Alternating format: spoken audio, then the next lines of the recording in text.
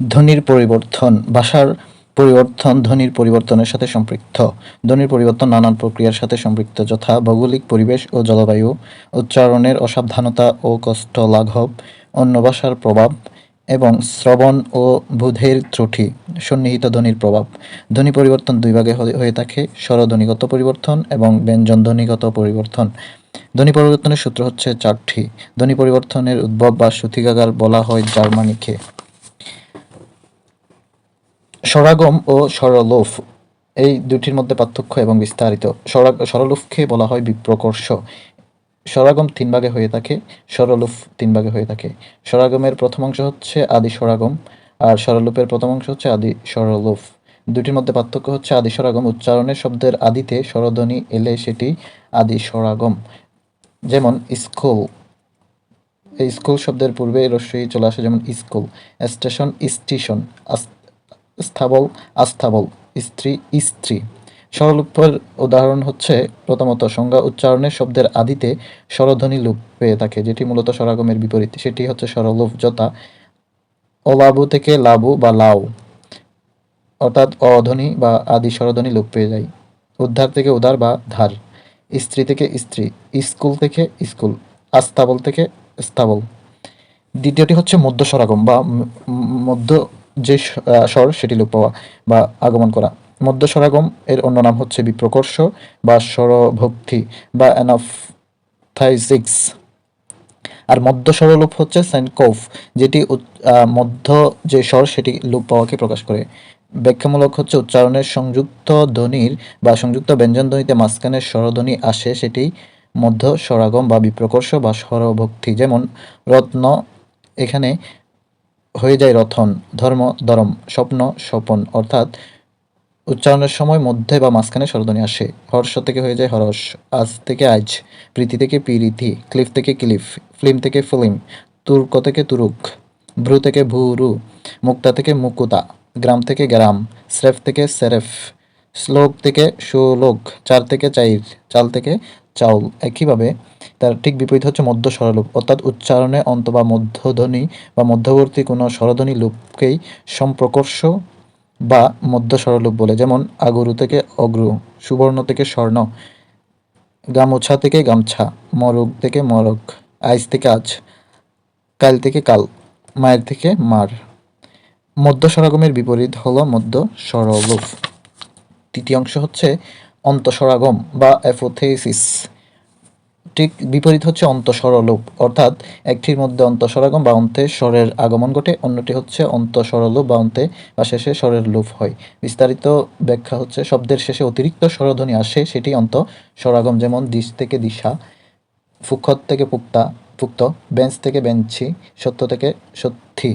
অন্তঃস্বরলোপ, অর্থাৎ অন্তে স্বরের লোপ হয় বা শব্দের শেষে বা অন্তে স্বরধ্বনি লোপ পেয়ে যায়, হারিয়ে যায় বা থাকে না। যেমন আশা থেকে আশ, আজি থেকে আজ, চারি থেকে চার, সন্ধ্যা থেকে সাঞ্জ, চাকা থেকে চাক, বন্যা থেকে বান, মারি থেকে মার, লজ্জা থেকে লাজ।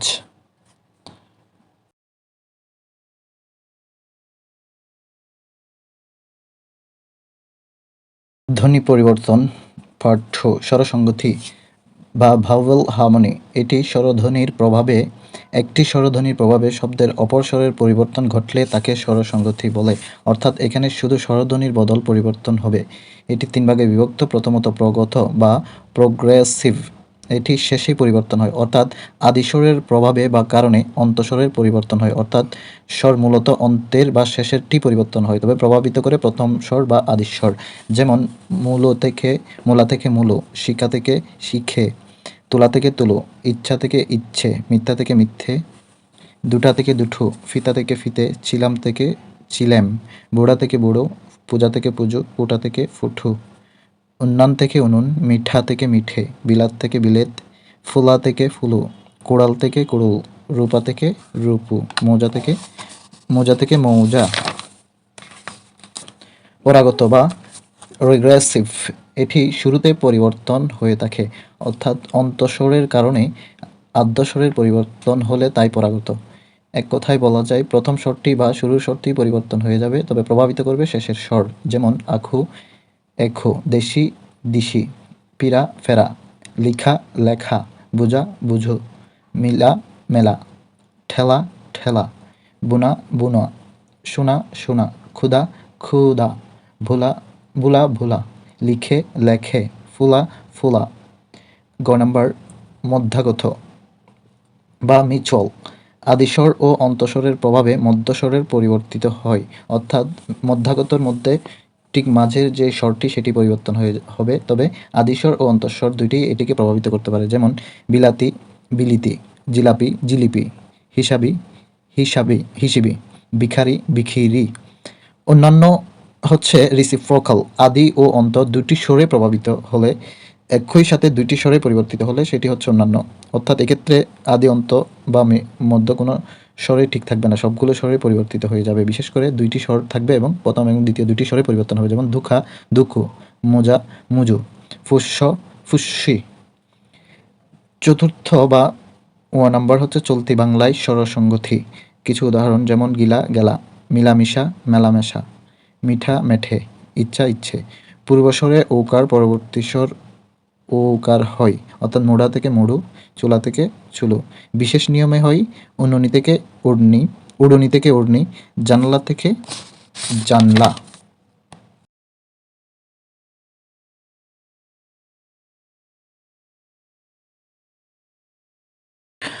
ধ্বনি পরিবর্তন পার্ট 3, সমীভবন বা অ্যাসিমিলেশন, অন্য নাম হচ্ছে সমীকরণ, অর্থাৎ সমতা বা সমান করা।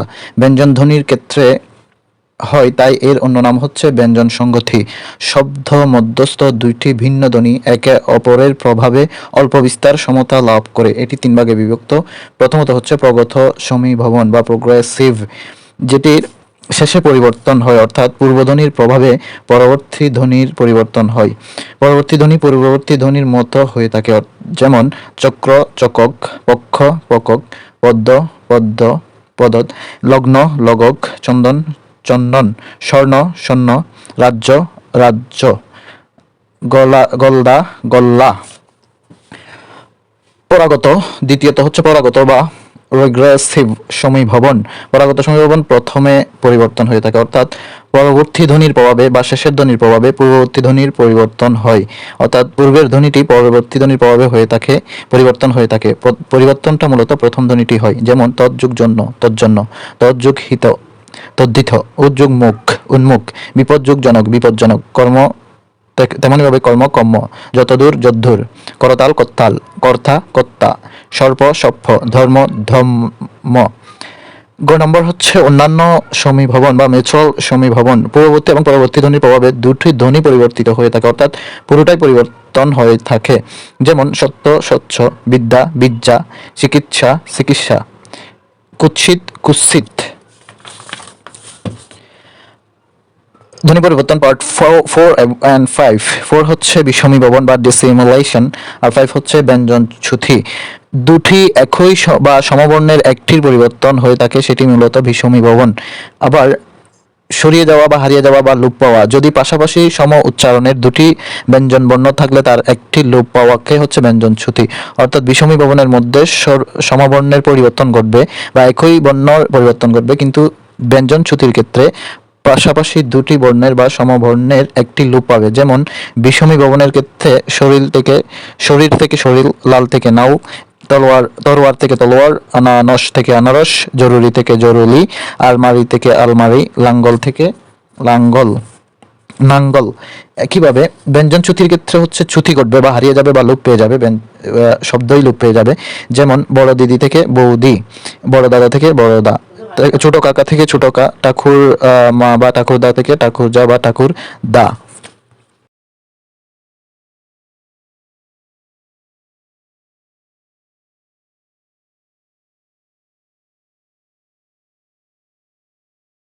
ধ্বনি পরিবর্তন পার্ট 6, ব্যঞ্জন বিকৃতি।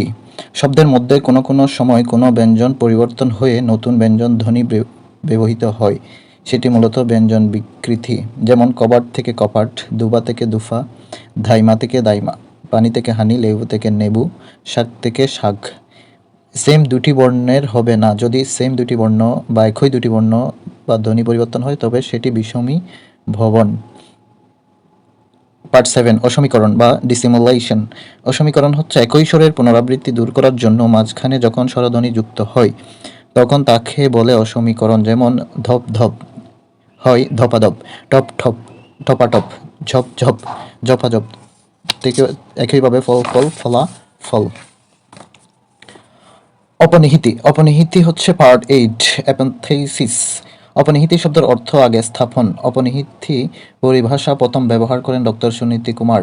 পরের ইকার আগে উচ্চারিত হলে কিংবা যুক্ত ব্যঞ্জনধ্বনির আগে ইকার বা উকার অর্থাৎ রস্যকার উচ্চারিত হলে তাই অপনিহিতি। যেমন আজি থেকে আইজ, সাধু সাউথ, রাখিয়া রাইখা, চাবি চারি চাইর, বাক্য বাইক্য, সত্য সৈত্য, চারি চাইর, মারি মাইর, রাথি রাইত, রাজ্য রাজ্য, বন্যা বন্যা, চালিয়া চাইলা, ভাসিয়া বাইশ্যা, ঘাঁটি ঘাইট, গদ্য গদ্য, মাঠিয়া মাইঠা, সাক্ষাৎ সাক্ষাৎ।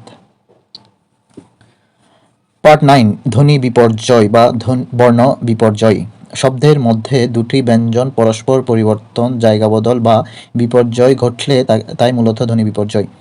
অর্থাৎ দুইটি ব্যঞ্জন ধ্বনির মধ্যে জায়গা বদল হবে বা পরিবর্তিত সাধন হবে। যেমন বাস্ক, রিক্সা রিস্কা, লাফ ফাল, ফিসাস ফিসাস, ডিস্ক ডিক্স, নকশা নস্খা, চাকরি চারকি, তুলতুলা লুথা, লোকসান লুস্কান, মগজ মজক।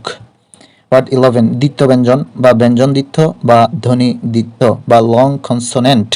জোর দেওয়ার জন্য শব্দের অন্তর্গত ব্যঞ্জন দ্বিত্ব উচ্চারিত হয়, অর্থাৎ ব্যঞ্জন ধ্বনি দ্বিত্ব বা দুইবার উচ্চারিত হবে। যেমন বড় থেকে বড্ড, ছোট থেকে চুট্ঠ, মুকুল থেকে মুলুক থেকে মুল্লুক, কিছু থেকে কিচ্ছু, সকাল থেকে সকাল, পাকা থেকে পাক্কা। Part part 12 অন্তর্হতি। অন্তর অর্থ মাঝে বা ভিতরে, হতি অর্থ লোপ পাওয়া বা হারানো। পদের মধ্যে কোনো ব্যঞ্জনধ্বনি হারিয়ে গেলে, লোপ পেলে তাই মূলত অন্তর্হতি। ল এবং হ হারিয়ে যায় সাধারণত। যেমন ফাল্গুন থেকে ফাগুন, ফলাহার থেকে ফলার, মানুষ থেকে মানু, বাবজান থেকে বাজান। অভিশ্রুতি বা আমলওয়াট, এটি মূলত 13 পার্ট।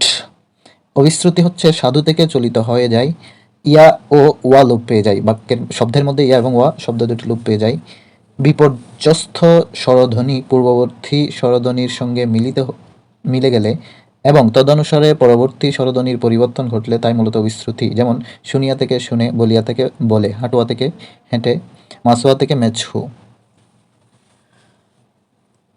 পার্ট 14 রকার লোপ, অর্থাৎ শব্দের মধ্যে র লোপ পেয়ে যাবে বা রকার লোপ পাবে এবং পরবর্তী ব্যঞ্জন দ্বিত্ব হবে বা হয়। যেমন তর্ক থেকে তক্ক, করতে থেকে কথ্যে, মারল থেকে মারল, করলাম থেকে করলাম, কর্ম থেকে কম্ম, শিরনি থেকে সিন্নি। হকার লোপ 15 দুই স্বরের মাঝে হকার লোপ হয়।